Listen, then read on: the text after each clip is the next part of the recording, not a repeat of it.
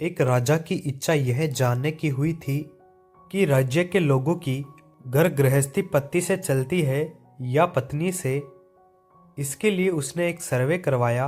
राजा ने ऐलान कराया कि जिसके घर में पति का हुक्म चलता हो उसे मनपसंद घोड़ा इनाम मिलेगा। जिसके घर में पत्नी ही सरकार हो वो एक सेब ले जाए। एक के बाद एक सभी सेब उठाकर जाने लगे। राजा को चिंता होने लगी कि क्या मेरे राज्य में सभी सेब वाले ही है।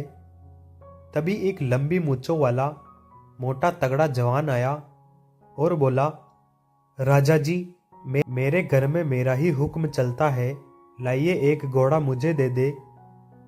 राजा खुश हो गए और कहा, जा अपना मनपसंद घोड़ा ले जा। जवान काला घोड़ा लेकर रवाना हो गया। घर गया और फिर थोड़ी देर बाद लौटकर वापस आया। राजा ने पूछा, क्या हुआ जवामर्द, वापस क्यों आए हो?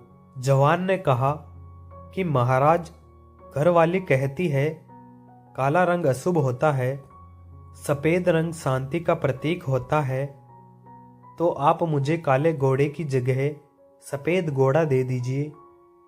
राजा ने कहा, बेटा ये घोड़ा रख और सेब लेकर जा। इसी तरह रात हो गई, दरबार खाली हो गया, लोग सेब लेकर चले गए। आधी रात को महामंत्री ने दरवाजा खटखटाया। राजा ने कहा, बोलो महामंत्री, कैसे आना हुआ? महामंत्री बोला, महाराज आपने सेब और घोड़ा इनाम में रखा, इसकी जगह कुछ अनाज या सोने की मोहर रखा होता तो लोग कुछ दिन खा सकते थे, जेवर बना सकते थे। राजा ने कहा कि मुझे तो इनाम में यही रखना था, लेकिन महारानी ने कहा कि सेब और घोड़ा ही ठीक है। इस पर महामंत्री ने तपाक से कहा, महाराज आपके लिए भी सेब काट दूं। राजा को हंसी आ गई। उन्होंने कहा, यह सवाल तुम दरबार में कल सुबह भी पूछ सकते थे, तो आधी रात को क्यों आए? महामंत्री ने कहा कि मेरी धर्मपत्नी ने कहा, अभी जाओ और पूछ के आओ ताकि सच्चाई का पता चल सके। तभी राजा ने महामंत्री की बात काटकर कहा, महामंत्री जी, सेब आप खुद लोगे या घर भेज दिया जाए?